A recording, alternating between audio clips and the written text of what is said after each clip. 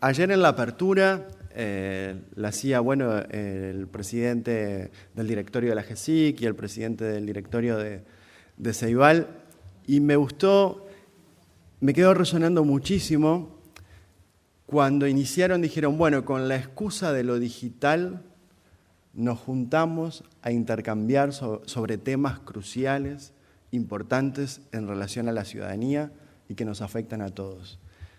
Me gustó muchísimo el giro porque viniendo de estas dos organizaciones donde siempre, por una cuestión de objetivos institucionales tal vez, ponemos el acento en lo digital, en la cultura digital, una mirada muy mediada y enfocada en lo tecnológico, me pareció sumamente interesante que los presidentes de los directorios dieran ese giro, ¿no? Con la excusa de lo digital nos juntamos a hablar, a intercambiar, a pensar, a reflexionar sobre temas que preocupan a la sociedad y que claramente nos estaban dando un marco de ciudadanía.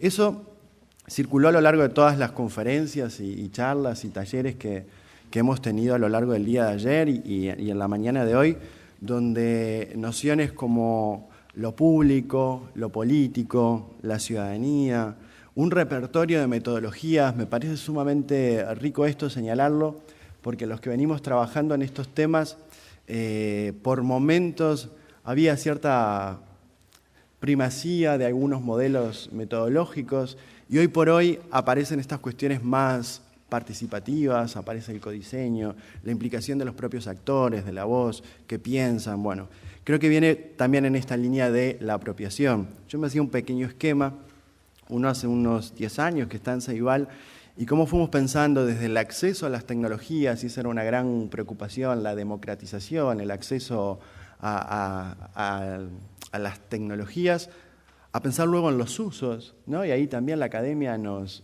seguía, bueno, en relación a qué usos hacen, de qué manera, qué frecuencia. Pero digo esto porque también los estudios venían por ese lado, ¿no? Frecuencias, tipos de usos, a pensar hoy en cuestiones más en clave de apropiación, ¿no? Que ahí es cuando aparece esta dimensión más de lo político, de lo público, de qué manera se habitan estos espacios. Y como Marcela también lo planteaba en esta cuestión más de continuidades y entrelazamientos entre la vida real, lo que sucede en Internet, esos entre que también la mesa final lo estaba planteando. La idea es que este espacio sea de todos. Les cuento de que voy a estar mirando el celular, pero no es porque voy a andar por las redes, sino que en verdad me están enviando las preguntas que ustedes han estado enviando al celular y me toca el desafío de articular y ordenar las diferentes preguntas que ustedes nos van enviando. Algunas he estado viendo, son más de carácter como muy específico algunos de ustedes y vamos a tratar de ordenarlas, y otras son más transversales.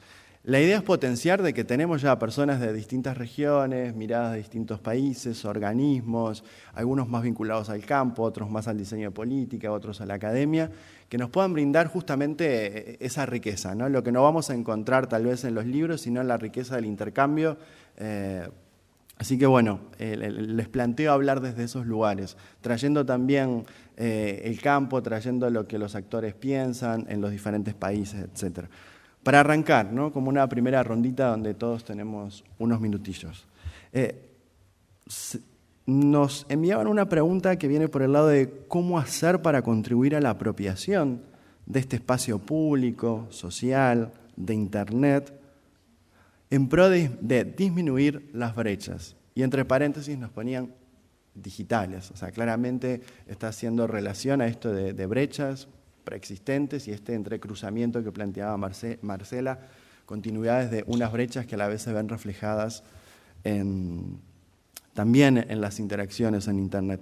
Y yo agregaría, aprovechando que aquí el interés tiene que ver fundamentalmente con lo educativo, bueno, qué podemos hacer nosotros del diseño, de nuestras prácticas, pero también qué pueden hacer los docentes, ¿no? ¿Quién se anima a empezar a romper el hielo? Muchas de estas cosas se estuvieron hablando. Allá Rosana rompe el hielo. Bueno, buenos días de vuelta. Voy a ser re breve. Hay dos niveles. Uno, el macro, el más general, y ahí se necesita una política pública. Un Estado nacional, provincial, municipal, un Estado fuerte que decida que, como se quiera llamar, educación para la comunicación, educación para los medios o ciudadanía digital o alfabetización mediática informacional, no importa el título, importan los principios y el contenido, pero bueno, un Estado fuerte que decida tener una política pública en términos de educación, que decida una formación docente en estos temas, una formación docente inicial, es decir, para aquellos que van a ser futuros docentes, y continua para aquellos que están en ejercicio. Entonces, en nivel macro y general, y creo que es el fundamental, se necesita una decisión política, una política pública, que evidentemente en Uruguay funciona bastante bien, o sea, por lo que veo hay muchas instituciones del Estado involucradas en estos temas, pero no falta también aquella, o no sé, le agregaría aquella, además de AGESIC y Ceibal, o Ceibal la tiene, pero bueno, en cualquier país un Ministerio de Educación que también en los distintos niveles decida una formación docente continua e inicial para estos temas. Eso por un lado. Desde el aula, creo que, o desde el trabajo de cada uno, por suerte siempre existieron docentes interesados por estos temas, con inquietudes, y bueno, lo que se necesita es animarse, tomar la decisión también, pero a nivel de aula, que queremos encarar estos temas, que queremos alfabetizar respecto de los medios, respecto de la comunicación, respecto de Internet y las tecnologías, y que queremos incorporarlas para que los chicos, para que los alumnos, los estudiantes se apropian de estos temas con una mirada reflexiva, crítica, creativa, que es la que todos queremos. Entonces, son los dos niveles. El más importante para un país es que haya una decisión política, una política pública en estos temas. A nivel aula, obviamente, lo que podemos hacer es incorporar, animarnos, tomar la decisión ya para la clase de abordar estos temas y esta alfabetización. Gabriel. Reafirmando esto que dice Rosana, capaz que ahora sí es la oportunidad de que escuchen, es brevísimo, ¿qué dice la ley de medios? Digo, política pública, ¿no? Una ley que yo lamento que no se esté cumpliendo como debería. En sus artículos 84, 85 crea la Defensoría del Público, se la encarga a la Institución de Derechos Humanos y establece las competencias y atribuciones de esa Defensoría. En el 85, inciso F, dice, para esta Defensoría del Público, una de sus competencias es promover la educación de la ciudadanía para el ejercicio de la comunicación, la libertad de expresión y el derecho a la información, favoreciendo la recepción crítica y el uso inteligente y creativo de los servicios de comunicación audiovisual. Refiere al audiovisual y no a lo digital, y después aclararé por qué. Y acá creo que es donde hay que ampliar mucho más, y esa es la tarea siguiente. Y en el siguiente artículo, en el 86G, dice que le toca a esta Defensoría del Público, que está en la Institución Nacional de Derechos Humanos, coordinar con los organismos competentes la formulación, implementación y evaluación de un Plan Nacional de Educación para la Comunicación que comprenda la alfabetización mediática y el desarrollo de las competencias comunicacionales de todos los ciudadanos, el estímulo al papel educativo de los medios, la formación profesional de calidad y la investigación sobre estas áreas. Parecen tareas enormes, pero no son tan grandes si uno piensa que es articular lo que hay y darle forma a una política pública potente, por supuesto que en algunos casos agregándole algunos recursos, pero insisto, yo creo que tenemos muchos recursos. Una aclaración de por qué lo audiovisual y no lo digital. El artículo 1 de la Ley de Medios excluyó a Internet, que fue una discusión larga y compleja. Lo mismo pasó en la Argentina con la Ley de Medios en su momento. Yo creo que ahora, tantos años después de que esta conversación empezó, porque la ley tiene 5 años, pero la discusión empezó hace 10 casi, es el momento de ampliar todo esto a lo digital y de hecho se va a dar naturalmente, se lo quiera o no se lo quiera, porque es imposible pensar hoy lo mediático sin pensar en lo digital. Aprovecho además para pasar un aviso conceptual que me parece útil, ¿no? Redes sociales es un término que usamos. Yo creo que es súper útil que en inglés el término es social media, medios sociales. Parece que es útil para distinguir, por un lado, de que las redes sociales son algo que existe más allá de Internet y de ninguna tecnología. Todos tenemos una red social que es súper útil pensar en eso, incluso para pensar en las llamadas redes sociales tecnológicas, pero por otro lado para recordar que es un medio. Otra vez estamos frente a lo mediático de vuelta, con muchas diferencias, con una cantidad de otras posibilidades y problemas, pero estamos frente a eso. Por eso creo que hay que incorporarlo en esta tradición larga, pero hoy renovada necesariamente, de la educación para los medios, para la comunicación, etcétera, etcétera, y como dice Rosana, hacer de eso una política pública potente. Tenemos todos los instrumentos necesarios, creo que está faltando un poquito más de voluntad política para llevarlo adelante. Bueno, aparece la dimensión de la política pública, también Rosana señalaba animarse, de alguna manera invitaba e instaba a los docentes. ¿Alguna reflexión más en relación a esto de qué manera podemos propiciar acciones? Bien. A ver, Cristina. Yo trabajo en Plan Ibirapitá. Plan Ibirapitá es una política pública destinada a la inclusión digital de los adultos mayores. Para nosotros ha sido interesante en esto de la construcción de la política pública entenderla como también un proceso social.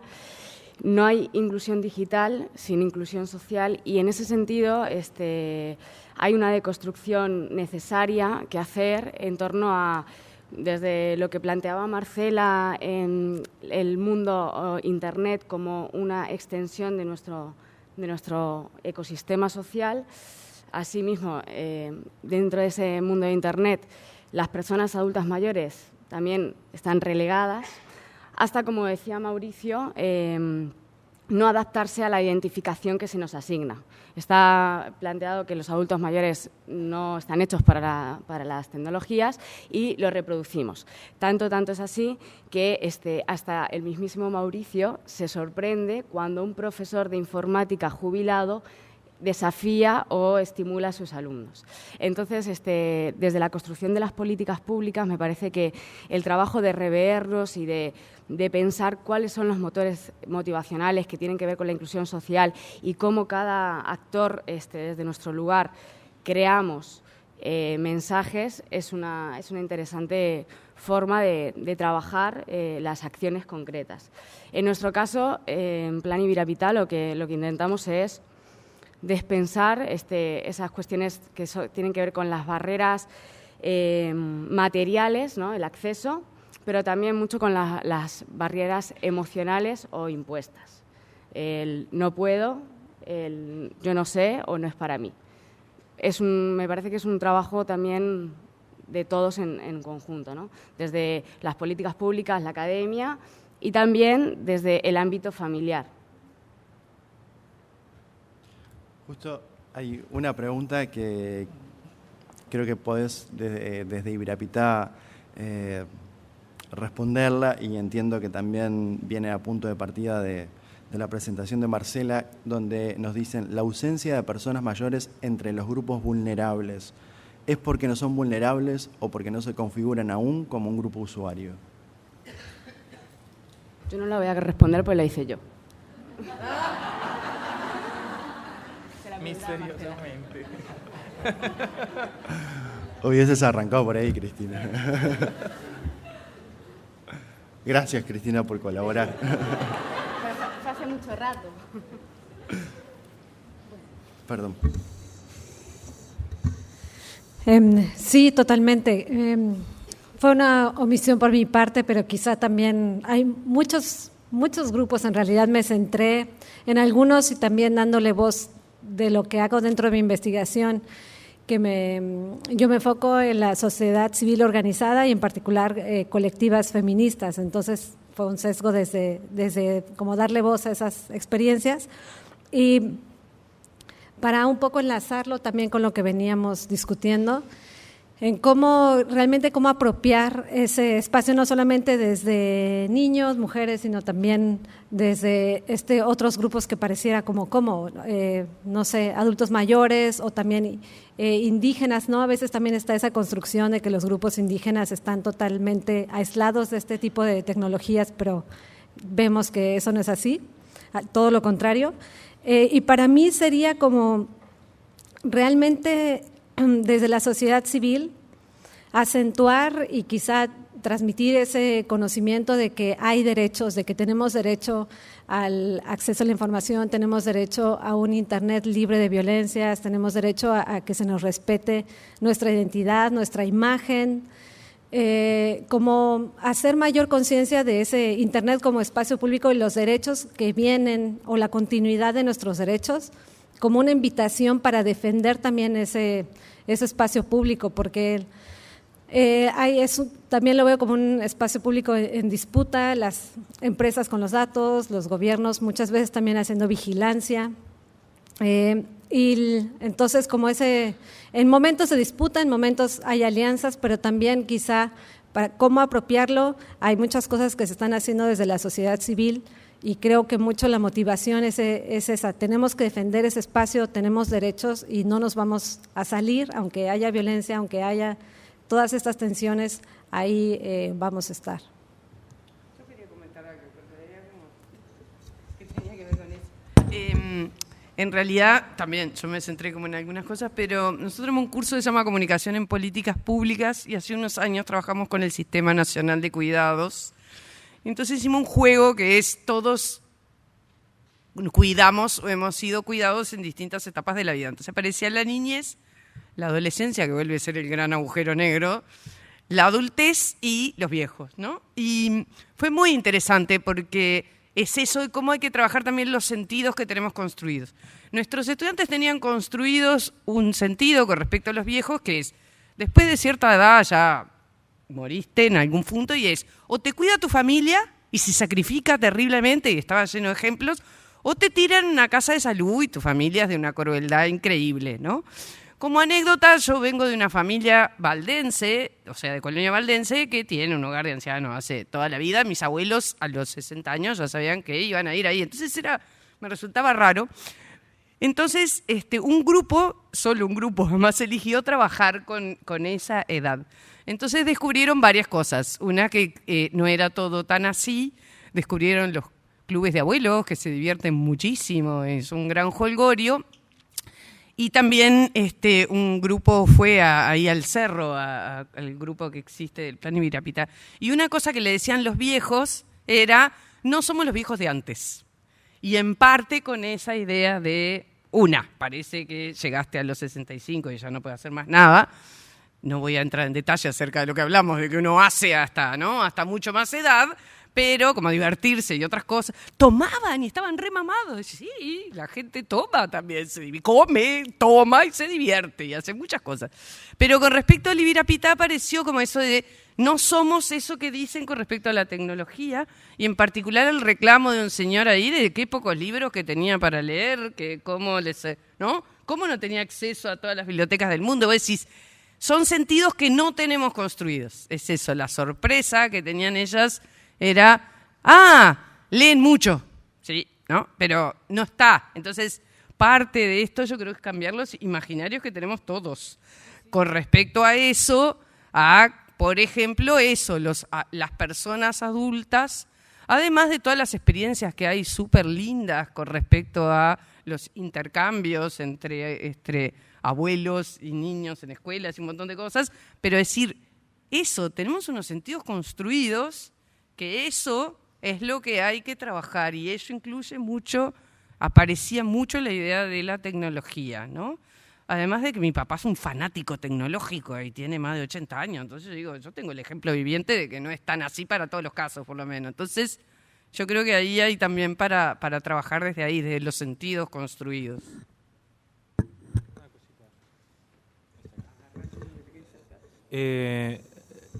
Yo quizás a esa pregunta le sumaría otra pregunta.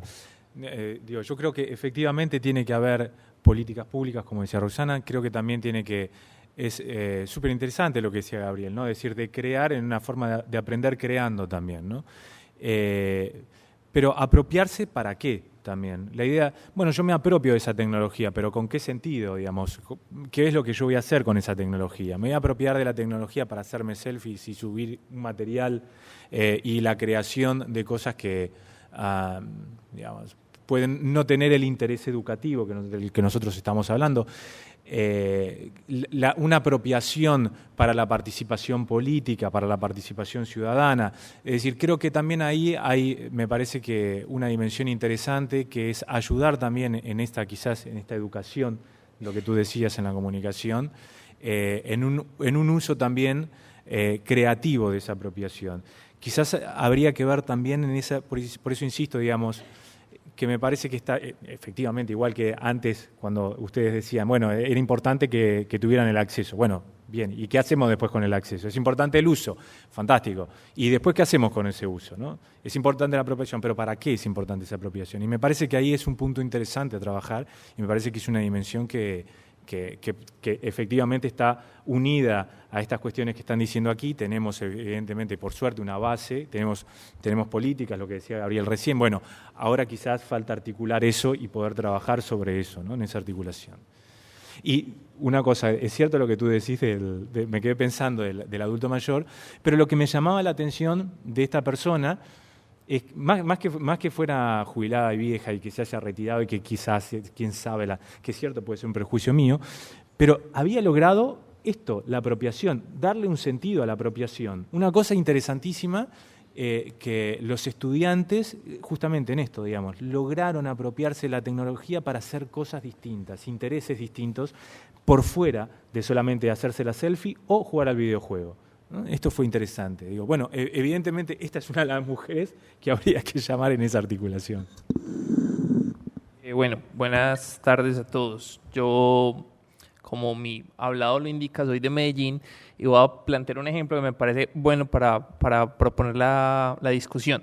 Cuando nosotros decidimos construir un metro, unos años antes de la apertura del metro, nos inventamos una cosa a la que llamamos cultura metro. Y la cultura metro no era más que un asunto de cultura ciudadana en las líneas del metro que nosotros teníamos dispuestas. Y funcionó bastante bien, todavía es un referente, pero con un problema. La cultura metro para nosotros, que son estas, digamos, herramientas de cultura ciudadana, se nos olvidan cuando salimos del metro. Entonces, en el metro todo funciona perfecto, somos capaces de mantener una fila, es limpio, es amigable, pero salimos, ya no hay cultura metro, y entonces volvemos a hacer de alguna manera de prácticas muy violentas y hostiles. Y digo esto porque quiero problematizar un poco hacia el lado de los maestros, que es la manera como yo pienso, y creo que desde luego todo lo que se ha dicho en estas jornadas es poderoso en la medida en que hay que formar una serie de competencias potentes para que la gente se desempeñe bien en lo digital, pero el problema de la escuela y el problema del maestro no es formar en ciudadanía digital. El problema de la escuela y del maestro es formar en ciudadanía. Ese es el eje central y potente que la escuela tiene. Entonces yo creo que la reflexión debería girarse un poquito de manera complementaria y decir, sí es ciudadanía digital, pero es sobre todo lo digital para la formación de la ciudadanía, que ahí me pegó al comentario que vos acabas de hacer. Y cuando uno piensa estructuralmente como maestro ese tema de lo digital para la ciudadanía, si hay unas acciones de aula, si hay unas estrategias que uno puede intencionar en calidad de docente, que le permiten que lo digital sea aporte concreto y efectivo para la ciudadanía. Y voy a tratar de ser muy breve en 3 ejemplos que me parece que responden un poco al tema del propósito de lo que estamos hablando. De plano, en algunos de estos casos ustedes tienen de lejos mucho más avance porque ustedes tienen un país con una presencia estatal mucho más grande que la mía, pero ese no es un problema que podamos resolver ahora. Las 3 cosas son, en primer lugar, una ampliación poderosa de los capitales culturales partiendo de una base en la que los docentes creemos mucho y es que el conocimiento es un bien público y lo digital sí puede ser una herramienta poderosa para ampliar los capitales culturales, para democratizar el conocimiento, para plantear nuevos referentes potentes que hagan que ciertas lógicas de conocimiento lleguen a todos lados y que pase lo que Martha Nussbaum llama el florecimiento de la humanidad. No estoy diciendo que no es deseable, por ejemplo, que los chicos de mi país no escuchen Maluma, es parte de su construcción estética, pero no solo Maluma. O sea, no es un problema, por ejemplo, con las músicas nuevas. Cuando Monteverdi empieza a componer, los maestros de su época dicen, ¿qué es esta música tan asquerosa? ¿Qué estamos haciendo con nosotros? Entonces, no quiero entrar en el proceso de calificar las nuevas músicas. Quiero decir que lo digital sí nos permite un acercamiento a una serie de temas, conceptos, recursos que amplían nuestros capitales culturales y democratizan el conocimiento. Segundo punto, creo que es el eje, uno de los ejes centrales para lo que se ha venido tratando acá, y es que lo digital sí nos permite pasar de tolerar la diferencia a promover la diversidad. Y creo que los maestros sí tenemos una responsabilidad en tanto sujetos políticos de plantear unos referentes para naturalizar que la diversidad es posible y es deseable. Me refiero, por ejemplo, a naturalizar que hay otras formas de ver el mundo, otras creencias religiosas, otras formas de comer, otras lógicas de alimentación. Si hay una cosa que el mundo está moviendo ahora son las fobias, las segregaciones, la xenofobia, la transfobia, y creo que el antídoto un poco conceptual y lógico es presentarle a nuestros estudiantes que hay muchas formas de habitar el mundo y muchas formas de ser sujeto en la sociedad contemporánea. Si logramos utilizar lo digital para naturalizar esas distintas formas, disminuimos el miedo al otro y por consiguiente disminuimos estos pánicos contemporáneos. Y en tercer lugar, desde el aula, que es como lo que les estoy enfatizando, es garantizar o intentar que los estudiantes tengan acceso al disenso como una forma legítima de construcción de discurso. Entender que la idea de ciudadanía, cuando se la inventaron los griegos, la definían como la capacidad tranquila de argumentar mis ideas y escuchar tranquilamente la argumentación de los otros. Entonces, si planteamos que el disenso existe y lo digital nos ayuda para encontrar diferentes maneras de asumir creencias, posiciones políticas, ideas estéticas, pues entramos en un plano relacional donde la argumentación es deseable, pero también entiendo sin una frustración mayor que no todos tienen que pensar como yo y que el hecho de que haya formas distintas de pensar, que se puede trabajar desde lo digital encontrando recursos y mediaciones para eso, es una forma concreta de formar sujetos políticos y mejores ciudadanos. Corrí mucho, pero tenía que decir estas tres cosas para responder esto.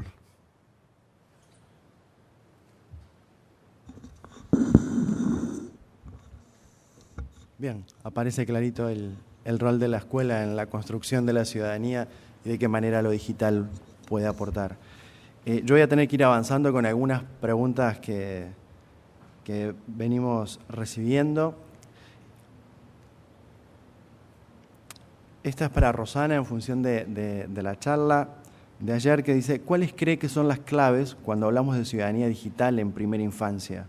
Una etapa clave donde entiendo que también se desarrolla este tipo de ciudadanía digital y donde a la vez se solapa con la ciudadanía digital de los adultos, que incluye con fuerza en elementos fundamentales de la ciudadanía: regulación, cierta criticidad, etc. Sí, no hablamos de primera infancia esta vuelta. ¿Qué tema? Si primera infancia es hasta los 3 años, tengo una posición. Si es después de los 3, tengo otra posición. A mí me gusta mucho, hay un psicoanalista francés que es especialista en medios, en la relación de los medios, los chicos y los medios, que se llama Serge Tisserand, se escribe Serge con G, Tisserand, T-I-S-S, a lo mejor Sofía podés ponerlo, Serge Tisserand, T-I-S-S-E-R-O-N. Muy bien, muy bien. Bueno, él, qué bárbaro eso, ¿no? Bueno, después aplaudiremos a Sofía por su rol estos 2 días.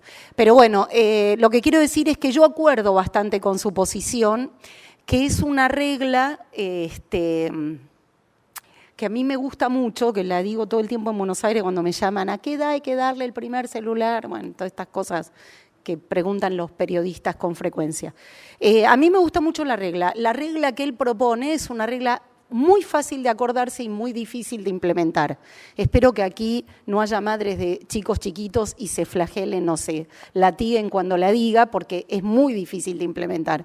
Yo digo que es como cuando el dentista nos dice: no coman dulces, bueno, muy difícil de implementar, pero él lo tiene que decir igual, él o ella, por el cuidado de nuestros dientes. La regla es 3, 6, 9, 12. Insisto, es difícil, yo voy a decir cuál yo cumpliría. Hasta los 3, 0 pantallas, dice. ¿Por qué dice 0 pantallas? Por 2 motivos. Para promover las actividades motrices, que con una pantalla no se pueden lograr, y para fortalecer la relación de los chicos con la realidad real antes que con la virtual, la realidad real en 3 dimensiones. Entonces, hasta los 3, 0 pantallas. Hasta los 3, la primera pantalla que propone, y yo acuerdo, que ingresa en la vida de los chicos es la televisión, no solos, acompañados. A los 6, computadora y tableta, pero sin acceso a Internet, con los juegos ya bajados. A los 9, computadora y tableta con acceso a Internet y buenas charlas sobre el uso seguro, responsable, crítico, creativo, etcétera, etcétera. Y a los 12, el celular. Y dice a los 12 el celular porque en coincidencia con el fin de la primaria y el inicio de la secundaria, porque es cuando los chicos ganan en autonomía, hacen actividades solos, y el celular, el teléfono móvil tiene sentido justamente porque ganan en independencia. A los 7 u 8 años, como se está viendo hoy en el mundo, que el chico tiene un celular, no tiene ningún sentido porque no hay ninguna actividad que haga solo o sola. No tiene autonomía.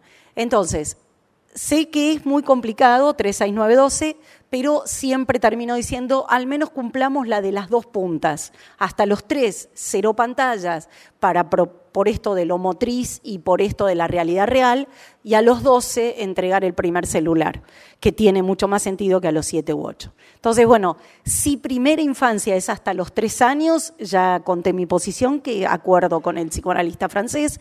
Si es un poco más, si estamos hablando de 5 o 6, bueno, ya hay cosas que podemos sí agregar en la vida de los chicos, siempre con las 3 premisas que dijimos ayer, que yo dije ayer y que creo que se plantearon aquí también porque a varios expositores los escuché mencionarlas, que es siempre volviendo al tema del uso seguro, el uso reflexivo y el uso creativo.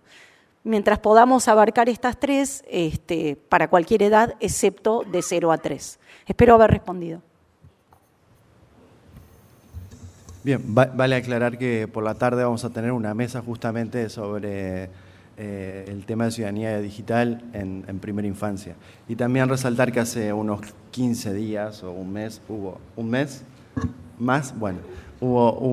tuvimos las primeras jornadas de tecnologías y primera infancia y se dieron bastante estas discusiones y se destacó muchísimo el rol de los adultos en definitiva a la hora de pensar más el cómo, cuándo, el por qué, en qué momento los adultos allí mediando esa interacción.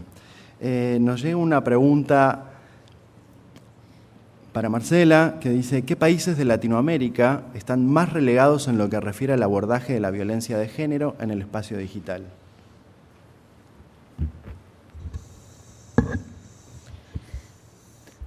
Pues es una pregunta difícil de contestar porque, digamos, desde afuera o desde el rincón donde yo esté, es muchas veces muy difícil saber todo lo que se está haciendo. En la sociedad civil hay muchas colectivas, yo me atrevería a decir que en toda Latinoamérica han surgido estas colectivas por respuesta a la violencia, ¿no? Pero si vemos el fenómeno de la violencia de manera integral, en todos los países de América Latina se están llevando a cabo, se ha hecho un largo recorrido en materia legislativa de violencia, pero si nos enfocamos, digamos, en la legislación específica para violencia digital, están en procesos, los que yo mencioné son los que tienen ya algunas reformas aprobadas, algunas leyes aprobadas, y los otros están en discusión. A lo mejor no todos, por ejemplo, el caso de Colombia, no todos van a legislar, pero eso no significa que esté en un vacío, sino que los jueces se pueden apoyar en la legislación ya existente. Y es un tema también complicado porque depende mucho de la jurisprudencia, de la interpretación de cada juez. Algún juez dirá, yo no tengo elementos para tipificar este delito, otro juez dirá, yo tipifico con los elementos que ya existen en las leyes existentes. Por eso también es un tema muy debatido, pero sin duda en toda la región el tema nos muestra que hay violencia latente y que es un tema que se va a seguir desarrollando en los próximos años.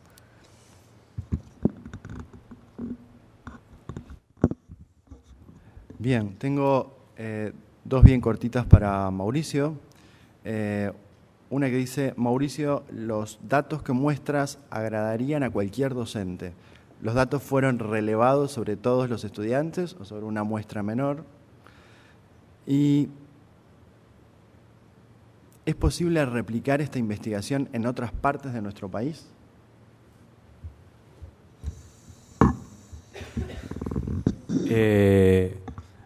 arrancamos por aquí. A mí me hubiese gustado también hacer replicar el trabajo en otros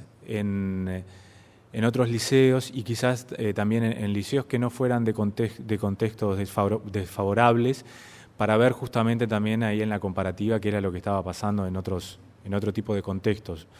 En principio, es el proyecto, veremos qué es lo que ocurre después, pero está planteado de esa manera. La idea, no lo sé, digamos, la idea, sé que la idea después es armar un proyecto más grande, porque esto tiene que ver con un proyecto que tiene Chile y es parte de ese proyecto, pero bueno, no sé realmente, porque se quería incorporar a Paraguay, por ejemplo, bueno, en fin, a otros países para también tener el estudio compartido y la realidad de los otros liceos y de los otros chicos en otros lugares del mundo. Pero no podría avanzar si lo vamos a hacer, si se va a replicar. Sí, pero si se podría, sí. Si lo vamos a hacer nosotros, no, todavía no lo sé eso. Aprovecho ya que estás. Dale. Me preguntan si es posible pensar la profesionalización de los gamers. Sí, pues La pregunta que no se escuchó. si es posible profesionalizar la profesionalización de los gamers. Una de las cuestiones que estábamos viendo, no sé si todos saben exactamente que es el tema de los gamers, ¿no? Son jugadores que habitualmente están en comunidades y muchos de ellos además lo hacen de manera profesional. En el caso de los estudiantes que estamos viendo, no tienen la calidad de profesionales, es decir, no juegan por dinero, no están lucrando con eso, pero sí vemos que hay comunidades muy importantes que están jugando allí. Pero lo que nos estamos preguntando es si no habría que pensar en, ustedes saben, esta forma de enseñar o de aprender jugando, ¿no? Estos nuevos programas o estas nuevas formas de juego aprendiendo jugando. Si no habría que pensar en la estructura, por ejemplo, en los planes, en las currículas, en formas de utilizar esos juegos, incorporándoles a las currículas para que ellos efectivamente a partir de allí lo incorporen en su trabajo habitual. Algunos de los estudiantes nos comentaban, por ejemplo, que el profesor de inglés les daba una dirección que entraban, creo que ingresaban a través de Instagram y, por ejemplo, hacían juegos de palabras en inglés, ¿no? Entonces, bueno, allí pareciera que hay una punta en los juegos educativos o en las formas de juego para aprender muy importante, porque es un interés, repito, que no solamente surge con fuerza en Uruguay, sino en los otros países. Entonces, veíamos allí que puede haber ¿por qué no incorporar formas de juego en el aprendizaje, ¿no? Es una posibilidad. Yo le agregaría crear juegos, ¿no? Sí, claro. Esa No solo usar. No, esa es la idea, ¿no? Sí, es decir, sí. pero a partir del juego vemos que allí puede haber una posibilidad importante. Ni siquiera lo charlamos así en las conversaciones informales en el grupo por lo que venía surgiendo, pero ni siquiera está el análisis, como les decía, no están surgiendo los primeros resultados. Pero ahí va, es decir, la creación de los juegos, ¿perdón?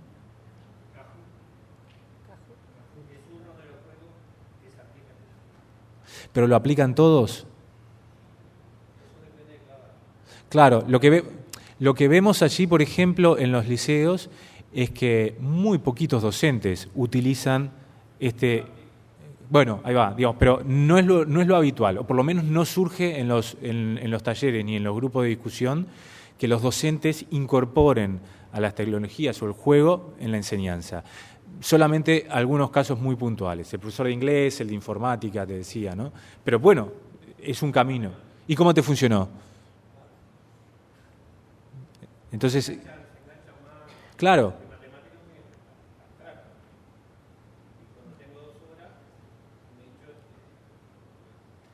Claro, yo creo que es un camino claramente a explorar, digamos, por el interés y por las prácticas de los estudiantes, que es súper cotidiano para ellos, ¿no? Entonces, yo creo que es un camino definitivamente a explorar.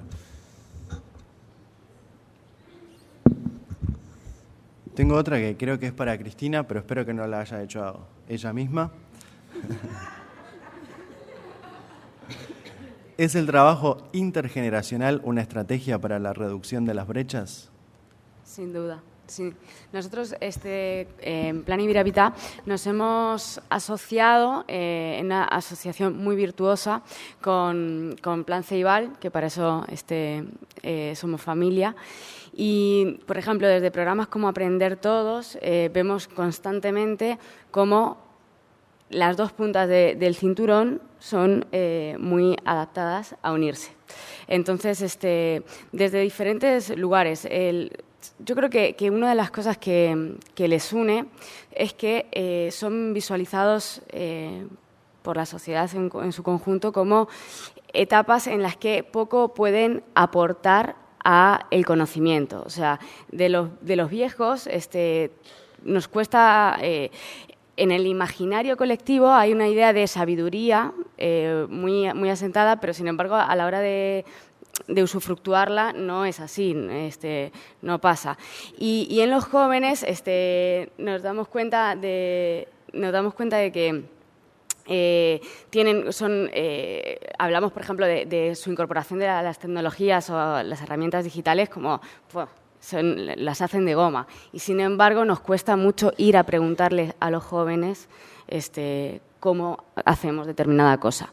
Entonces, desde esa perspectiva, cuando esos dos grupos se unen, empiezan a confluir saberes y es un momento muy enriquecedor para todos, porque si lo miras como observador, pareciera que están hechos para encontrarse y compartir. Y además derriban fuertemente estereotipos sobre los niños hacia los viejos, sobre su inutilidad, y los viejos hacia los más jóvenes sobre lo peligrosos que son, ¿no? Ninguna de las dos cosas es cierta. Y además, una cosa que antes planteaba Alicia y que yo me quedé pensando en esto de no somos los viejos de antes, tendemos a la homogeneización de los grupos etarios, y un grupo tan amplio como los adultos mayores, a pensar que un adulto viejo de, no sé, 60, 64, 65, 70, mira, se codean ahí al lado porque dicen, ay, estamos cerca. No pasa nada. Lo malo de verdad es no llegar. Si llegan, estamos todos bien. Entonces, en ese sentido, no podemos homogeneizar cómo es que se comportan los adultos mayores. Me había notado como dos cosas así interesantes, o sea, como a modo de chascarrillo, y es que el creador de las 3 Ws se llama, me lo anoté por acá, no me lo sé de memoria, ya se lo voy a decir, Tim Berners-Lee, tiene hoy 64 años. Y Heidi Lamar, que es la inventora de lo que hoy conocemos como Wi-Fi, en su momento fue primera versión del espectro ensanchado que permitiría las comunicaciones inalámbricas. Heidi Lamar, una mujer. Si estuviera viva hoy tendría 105 años.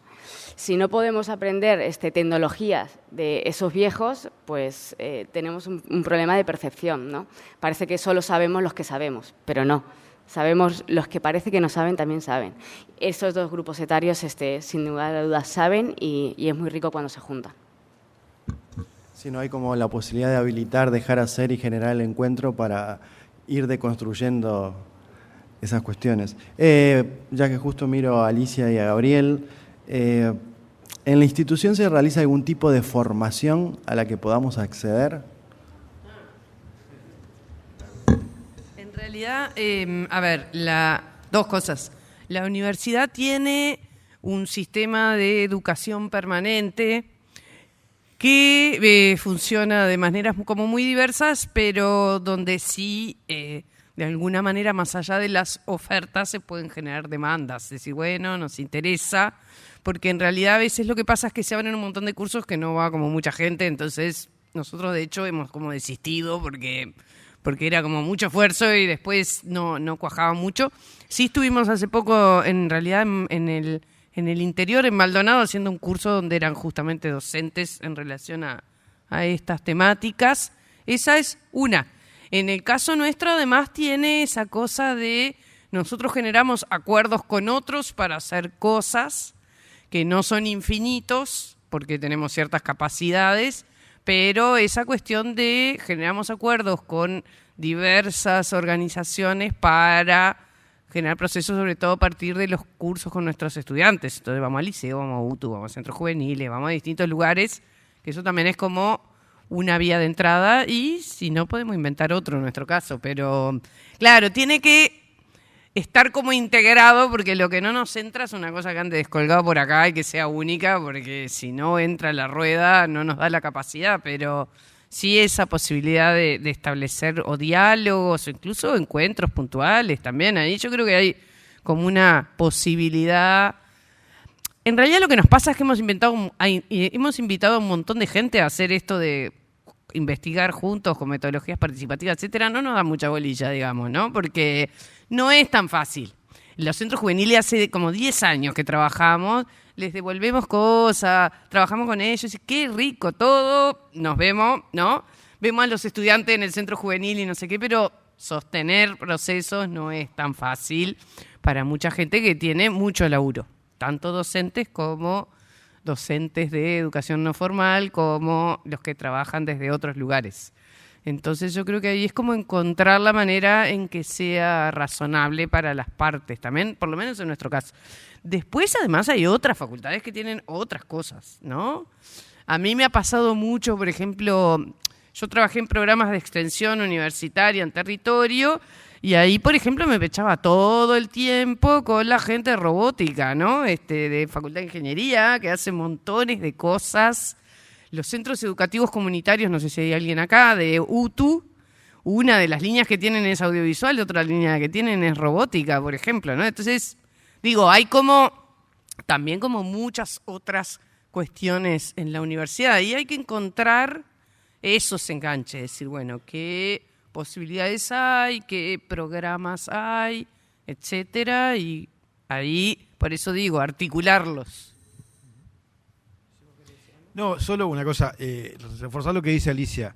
Yo creo que hay que terminar de construir la demanda para que gente como nosotros y otros puedan ofrecer todo lo que pueden. Cuando Alex Massey hace 12 o 13 años nos dijo, no, 200 docentes es poco, tienen que formar a 600, nos asustamos con Alicia, porque dijimos, el equipo que éramos no dábamos abasto, pero rápidamente pensamos que si había los pocos recursos que se suponía que iba a haber, llamábamos a nuestros exalumnos, que en general están haciendo estas cosas, y en 3 minutos armábamos un equipo. O sea, no hay problema, pero ahí es donde se necesita política pública. La oferta nuestra es chica, para afuera es chica, y ni siquiera se llena siempre, porque ustedes no se enteran. Ahora, si hay la demanda articulada, que eso es un plan, se arma en un rato, y sí somos capaces, no nosotros, Alicia y yo, pero un conjunto de gente, de formar a otros, formándonos juntos, porque además los que están acá son potenciales formadores, seguramente todos.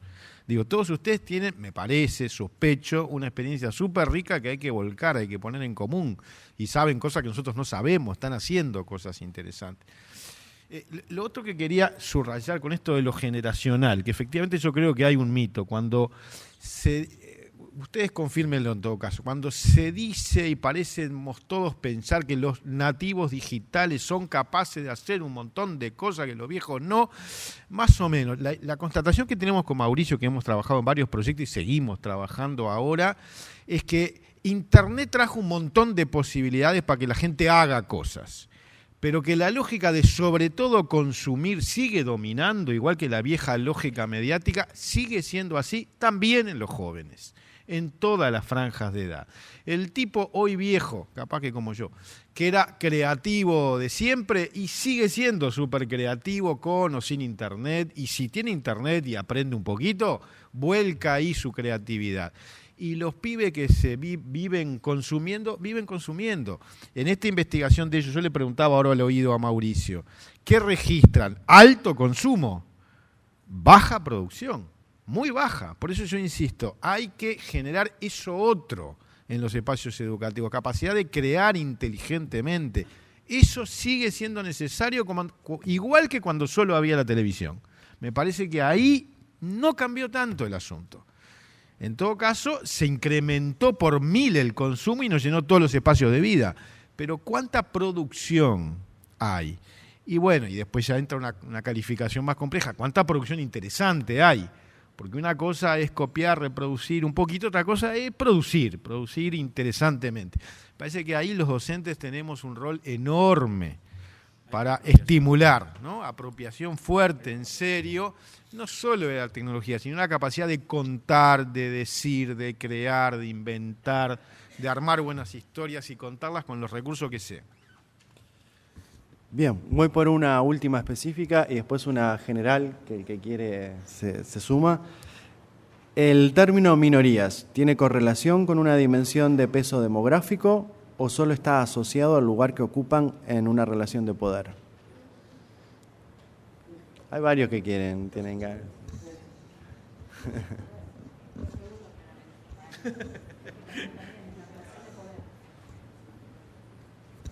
Bien, todos ahí por unanimidad quedó clara la respuesta, es por una relación de poder. Creo que estamos tengo unos minutitos más, nada, apenitas. Entonces lo hacemos bien rapidito, pero sobre la mesa circularon un montón de desafíos, ¿no? Institucionales, profesionales. Si ustedes tuviesen que seleccionar uno, ¿no? Decir, bueno, ahora el que me preocupa, el que me tiene en mente y hace que yo esté trabajando en la academia y es mi hilo de investigación, o lo que me preocupa en el campo, o lo que me preocupa a la hora de diseñar propuestas con las personas mayores. Bueno, uno, ¿cuál es el principal desafío que les quita un poco el sueño o los tiene pensando últimamente? ¿Y cuál es esa acción o que ya empezaron a realizar o que sienten que van a tener prontamente que realizar para asumir, enfrentar ese desafío? ¿Quién rompe? Todos están llenos de desafíos, así que no me pueden decir que no. Voy a ser breve, pero bueno, no me quitan el sueño, ¿no? Tampoco eso. Y no tiene que quitarnos el sueño a nadie. Sí, un desafío. A ver, dos aspiraciones, digamos, que no están en mis manos concretamente, pero bueno, sí a través de la prédica, digamos, ¿no? Que uno venga, los ponga en agenda. El primero es el que dije antes, que es que haya políticas públicas en toda América Latina. Yo trabajo para la UNESCO y este es el objetivo principal, que es, y me imagino en todos los países del mundo, no solamente en América Latina, que es que haya un fuerte Estado que proponga una política pública para formar a los docentes y que sea como sea, se llame el campo, el que cada país decida, se instale en la escuela. Si no hay una buena formación docente, inicial y continua, nada de esto va a suceder en la escuela. El docente es la clave, todos los que trabajamos en educación lo sabemos, porque es el que se queda en el sistema y necesita sentirse seguro / segura para poder llevarlo a cabo. Y la otra es lo que dije ayer, ¿no? No nos escudemos más en esto de nativos digitales, yo ya lo dije 20 veces, lo vuelvo a decir, el nativo digital no existe. Solo lo único que hace la palabra nativo digital es desresponsabilizar a los adultos, docentes, padres y al propio Estado, escudándose en que, como los chicos saben, más que yo, no hay nada para enseñarles. Entonces, el otro gran desafío es desterrar esta expresión que en todo el mundo se está condenando, cuestionando. No hay nativos digitales. En tanto los chicos no sepan, los alumnos, los adolescentes, los niños no sepan hacer un uso seguro, reflexivo, crítico y creativo, no serán nativos digitales, aun cuando tengan 13 años, 10 años o 15 años. Nada más. Gracias.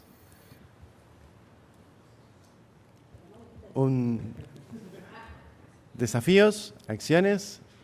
Yo me repito, yo creo que el gran desafío tiene también que ver con formación de maestros y es cómo lograr que ellos sean promotores de la diversidad, que utilicemos lo digital para mostrar que otras formas de existir en el mundo son posibles. Y creo que esa es la clave finalmente de formación de ciudadanía digital, no digital, análoga, ciudadanía.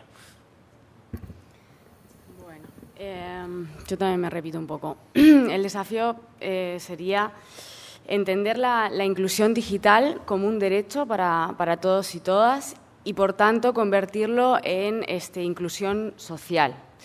Y para eso tenemos que pensar desde las políticas públicas en no solo derribar las barreras materiales, las que tienen que ver con, en nuestro caso, tener un dispositivo, sino también las barreras simbólicas, porque además esas barreras simbólicas están plagadas de prejuicios y atienden poco a lo que hablaba Felipe sobre abrazar la diversidad y la riqueza de quienes somos.